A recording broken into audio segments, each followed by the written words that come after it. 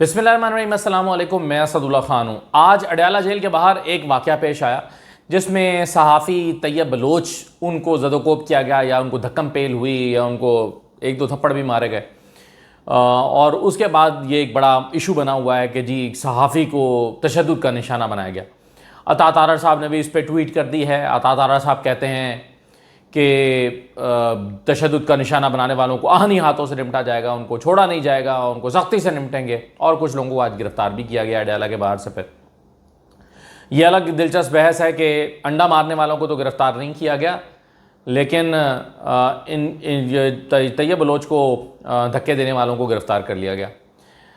अब इस सारे मामले के कई सारे पहलू हैं, 4-5 पहलू हैं जिस पर मैं बात करना चाहता हूं कि ये वाक़या कैसे हुआ, क्यों हुआ, इसका मुहर्रिक क्या है, बैकग्राउंड क्या है। पाकिस्तान तहरीक इंसाफ के लोग तैयब बलोच के हवाले से समझते हैं कि वो एक प्लांटेड आदमी है जिनको ये सवाल देकर भेजा गया है या ये टास्क देकर भेजा गया है कि उन्होंने पीटीआई के लोगों से बदतमीज़ी करनी है और मामले को ख़राब करना है। पहले मैं आपको ये बता दूं कि तैयब बलोच जो हैं वो एक रिपोर्टर हैं जो सुप्रीम कोर्ट की बीट कवर करते हैं। और इन्होंने कुछ अर्सा पहले जब इमरान खान गिरफ्तार नहीं थे और सुप्रीम कोर्ट आए हुए थे एक मामले में, तो इमरान खान से सवाल किया था 2-3 हवाले देके कि ये हुआ, ये हुआ, ये हुआ। तो उन्होंने कहा कि खान साहब क्या आपको शर्म नहीं आती, क्या आपको इन मामलात पर शर्म आती है। ये अल्फाज उन्होंने कहे। अब ये मैं नहीं मानता कि उन्हें इस बात का बतौर सहाफ़ी अंदाज़ा नहीं है कि ये अल्फाज नामुनासिब हैं और अल्फाज का शाइस्ता इस्तेमाल भी किया जा सकता है या कोई भी सख्त से सख्त सवाल शाइस्ता अंदाज में भी पूछा जा सकता है या ऐसे अल्फाज में भी पूछा जा सकता है जो बदतमीज़ी के ज़ुमरे में ना आते हों। लेकिन उन्होंने जानबूझकर एक ऐसा सवाल किया कि खान साहब क्या आपको शर्म नहीं आती। और इमरान खान साहब अचानक उनका मुंह देखने लगे और फिर बाकी जो वकला वहाँ पर काफ़ी सारे खड़े हुए थे उन्होंने इंटरवीन किया और कहा कि आप कैसे बात कर रहे हैं और कैसे सवाल कर रहे हैं। तो ये तैयब बलोच साहब हैं। ये वही तैयब बलोच साहब हैं कि जब बिलावल साहब आए थे सुप्रीम कोर्ट में तो और सहाफ़ियों की प्रेस गैलरी में जब वो आए तो वहाँ प्रेस रूम में, तो वहाँ पर उन्होंने तैयब बलोच साहब ने बहुत ही शाइस्ता तरीके से तारीफ़ों के पुल बांधे थे बिलावल भुट्टो साहब के। तो इन तमाम चीज़ों को जमा करके पाकिस्तान तहरीक इंसाफ के लोग ये समझते हैं कि इनका हमारे लिए बाइस्ड है, बाकी सियासी जमातों के लिए नहीं है। अब 2-3 मौक़े पर जब उन्होंने तहरीक इंसाफ की क़यादत से नहायत सख्त अल्फाज में, सख्त लहजे में सवालात किए तो उससे पीटीआई के लोग ऑलरेडी खिंचे हुए थे। एक इम्पॉर्टेंट बात यह है कि तैयब बलोच साहब आज सुप्रीम कोर्ट में उनको होना चाहिए था क्योंकि वो सुप्रीम कोर्ट के रिपोर्टर हैं और आज फुल कोर्ट रेफरेंस था। आज सुप्रीम कोर्ट के रिपोर्टर्स के लिए बहुत इंपॉर्टेंट डे था। ये एक ऐसा मौका होता है कि जहाँ पर फुल कोर्ट रेफरेंस होने के बाद तमाम जजेस जो हैं वो पीछे गैलरी में चले जाते हैं, चाय का अहतमाम होता है और वहाँ पर वो तमाम सहाफ़ियों से गैर रस्मी गुफ्तगू करते हैं। और जब वो गैर रस्मी गुफ्तगू करते हैं तो उनसे गपशप भी होती है, उसमें से कोई ख़बर भी निकल आती है, इंटरेक्शन भी हो जाता है जजेस के साथ। वैसे तो इंटरेक्शन का मौका नहीं मिलता उस तरह से सहाफ़ियों को, लेकिन ये एक गैर रस्मी सी चूँकि एक मुलाकात होती है, सब लोग चाय पे खड़े होते हैं, चाय पी रहे होते हैं, बातचीत हो रही होती है, गपशप हो रही होती है, तो इसमें 1-2 जुमलों का तबादला हो जाता है और वो भी खुशगवार अंदाज में खुशगपियाँ करते हुए जजेस जो हैं वो दिखाई देते हैं। वहाँ पर जो भी हाज़रीन होते हैं उनसे बातचीत हो रही होती है। इस मौके को कोई भी ज़ाया नहीं करना चाहता। मैंने ख़ुद कई मरतबा ये फुल कोर्ट रेफरेंस और ये फुल कोर्ट रेफरेंस कई मौके पर होता है। नए अदालती साल के आगाज़ पर होता है, किसी जज की रिटायरमेंट के मौके पर होता है, तो इस कई मौके पर ये फुल कोर्ट रेफरेंस होता है। तो इसको कोई भी रिपोर्टर इसको मिस नहीं करना चाहता। हैरत की बात यह है कि आज फुल कोर्ट रेफरेंस के मौके पर तैयब बलोच साहब का वहाँ पर सुप्रीम कोर्ट में मौजूद ना होना और उस वक्त यहाँ उनका अडयाला में मौजूद होना, ये अपने तौर पर कई सवालात उठाता है कि वो अडयाला क्यों गए जबकि आज उन्हें तो सुप्रीम कोर्ट में मौजूद होना चाहिए था। एक बात तो ये है। दूसरा ये है कि सवालात हमेशा प्रेस टॉक के बाद होते हैं, ये एक रिवायत है। और हमेशा प्रेस कॉन्फ्रेंस शुरू होती है, प्रेस टॉक होती है, जब प्रेस टॉक हो जाती है तो फिर सहाफ़ी सवालात करते हैं। कई मौके पर हमने देखा है कि सहाफ़ियों के सवालात लिए बगैर ही कई लोग चले भी जाते हैं। लेकिन तहरीक इंसाफ की क़यादत या इस तरह की जो गुफ्तगू होती है जिसमें अलीमा खान साहबा बातचीत कर रही होती हैं जेल से निकल कर, वो सहाफ़ियों के सवालात भी लेती हैं और उनसे कई टफ़ क्वेश्चंस भी होते हैं। जैसे हमारे दोस्त उस्मान गुज्जर हैं, वो हमेशा वहाँ पर मौजूद होते हैं और वो कई मरतबा मैंने देखा है कि वो टफ़ क्वेश्चन भी करते हैं अलीमा खान से और अलीमा खान उसका जवाब भी देती हैं। टफ़ क्वेश्चन का होना और बात है, बदतमीज़ी का होना और बात है। हाँ, इसका दूसरा पहलू अलग है जिस पर मैं अभी आगे जाके बात करता हूँ कि पीटीआई की स्ट्रैटेजी ठीक थी या नहीं थी, उस पर बात आगे करते हैं। लेकिन पहले तो ये देख लेना कि जो सहाफ़ी साहब थे वो क्या कर रहे थे। अच्छा, अब इन साहब ने जो है वो पहले इस रिवायत की खिलाफ वर्जी करते हुए प्रेस टॉक की इजाज़त दिए बगैर सवालात दागने शुरू कर दिए, सवाल दागना शुरू कर दिया।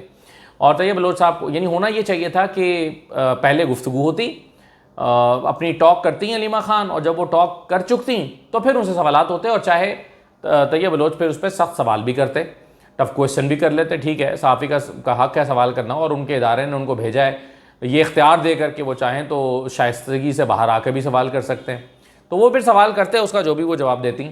लेकिन उन्होंने प्रेस टॉक करने का हक़ छीनने की कोशिश की अलीमा खान से, और पहले ही सवाल दागने शुरू कर दिए, जिसमें से एक मुतालबा ये था कि हमारे ख़िलाफ़, सहाफ़ियों के ख़िलाफ़ कैंपेन चल रही हैं, आपके लोग चला रहे हैं और आप उसकी मजम्मत क्यों नहीं करती।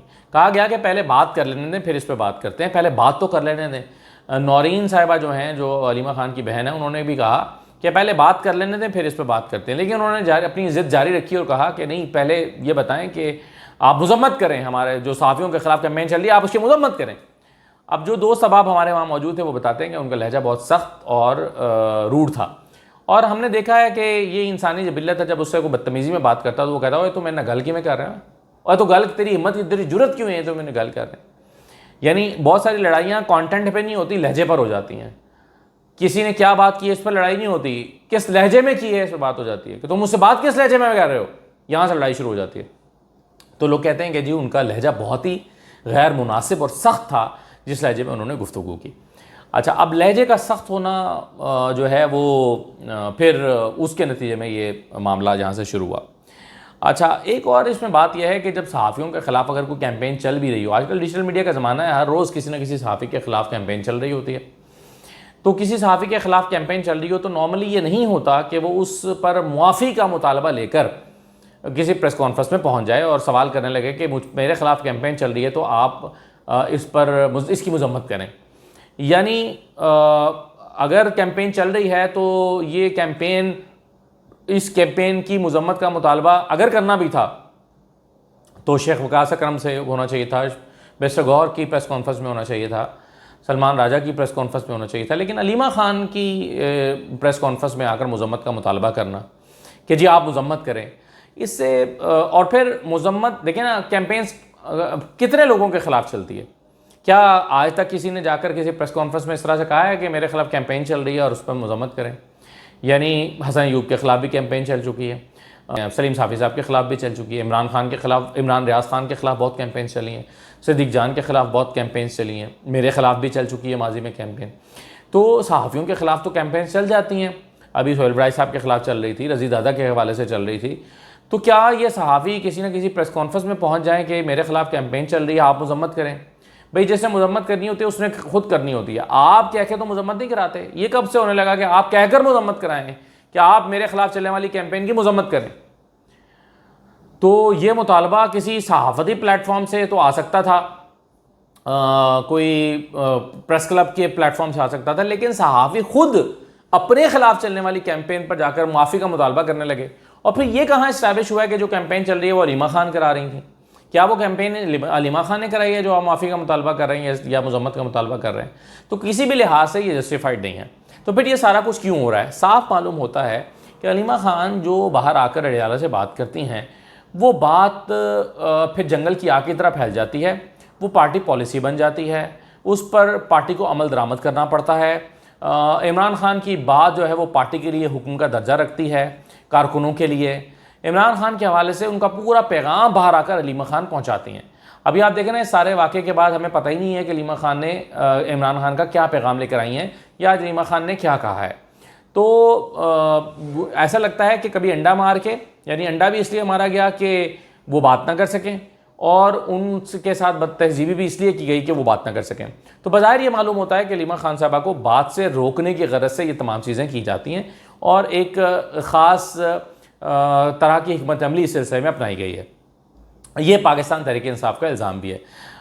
यानी आज जब ये सारा वाक़या हुआ तो नईम हैदर पंजोता फ़ौरन बोले, उन्होंने कहा कि तुम प्लांटेड हो, तुम खामोश हो, तुम्हें सवाल करने नहीं दिया जाएगा, तुम मत सवाल करो। वहाँ से तलखी बढ़ी और तलखी के नतीजे में फिर ज़दोकोब भी हुआ और धक्कम पेल भी हुई और उसके नतीजे में फिर ये बड़ा इशू बन गया।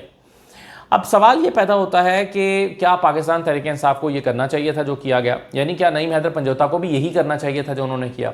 मेरी राय यह है कि ये कतई नहीं करना चाहिए था। नईम हैदर पंजोता को ये कहना कि तुम प्लांटेड हो, तुम बदतमीज़ हो, तुम्हें, और फिर गालियाँ माँ बहन की दी, गंदी गालियाँ दी, और फिर उधर से भी गालियाँ मुसलसल आ रही थी, तैयब बलोच भी गालियाँ दे रहे थे और उनको भी गालियाँ दी गई, और उसके नतीजे में कहा गया इसको बाहर निकालो, और फिर लोगों ने उनको धक्कम पेल करना शुरू कर दी। इस सारे के नतीजे में क्या हुआ कि पाकिस्तान तहरीक इंसाफ के ये जो रहनुमा हैं ये गिल्टी हो गए। यानी नईम हैदर पंजोता साहब जो हैं वो अगर ये कहा जाता, यानी अगर तैयब बलोच मुसर थे, इसरार कर रहे थे कि वो सवाल ज़रूर पहले ही करेंगे, तो उनका सवाल करने सुन के कहा जा सकता था कि जी ठीक है, आपके सवाल का जवाब मैं बाद में देती हूँ। अलीमा खान साहबा कह सकती थी कि आपके सवाल का जवाब मैं बाद में देती हूँ, पहले मैं अपनी बात कर लूँ। अगर वो फिर इंटरप्ट करते तो फिर कहा जा सकता था कि जी बिल्कुल सही है, आपकी बात हमने सुन ली है, आपका सवाल हमारे लिए बड़ा अहम है, हम पहले दूसरा बात कर लें, फिर हम आपके सवाल का जवाब देते हैं।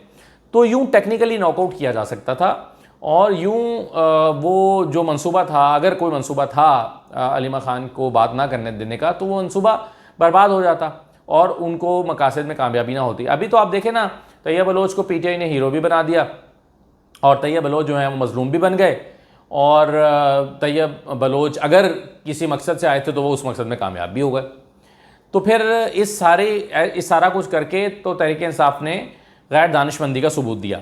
लेकिन मैंने जब पीटीआई के कुछ लोगों से ये बात की कि यूँ करना चाहिए था, तो उन्होंने कहा कि एक इंसानी यानी एक जो है वो मजबूरी, क्या लफ्ज़ मुझे मुनासिब सूझ नहीं रहा, मजबूरी तो नहीं, लेकिन कमज़ोरी, इंसानी कमज़ोरी भी तो होती है ना कि आप रिएक्ट कर देते हैं, जब आप इस लहजे को देखते हैं तो फ़ौरन रिएक्ट कर देते हैं। तो ये रिएक्ट कर दिया गया पीटीआई की तरफ से।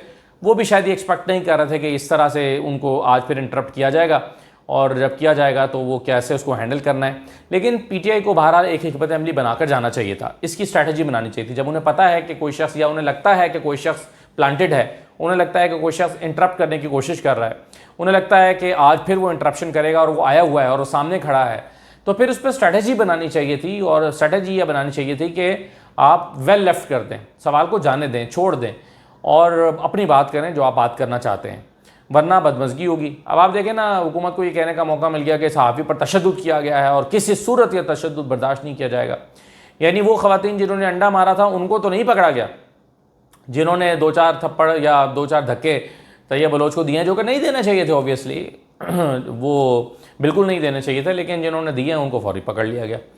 तो अब अज़मा बुखारी आज प्रेस कॉन्फ्रेंस कर रही थी, कहती हैं कि जी वो जिन्होंने ख़वातीन ने अंडा मारा उनके खिलाफ पीटीआई ने चूँकि कोई दरख्वास्त ही नहीं दी, तो चूँकि उनकी कोई दरख्वास्त ही नहीं दी तो इसलिए उनको गिरफ्तार भी नहीं किया गया या उनके खिलाफ कोई कार्रवाई भी नहीं की गई। तो ये मौक़िफ़ अज़मा बुखारी साहबा का भी था। तो बहरहाल मैं ये समझता हूँ कि ये वाक़या ना होता तो अच्छा था, और पीटीआई इसको इस अंदाज़ में हैंडल ना करती तो ज़्यादा अच्छा था, वेल लेफ्ट करती, जाने देती। इजाज़त दीजिए, अल्लाह हाफ़िज़।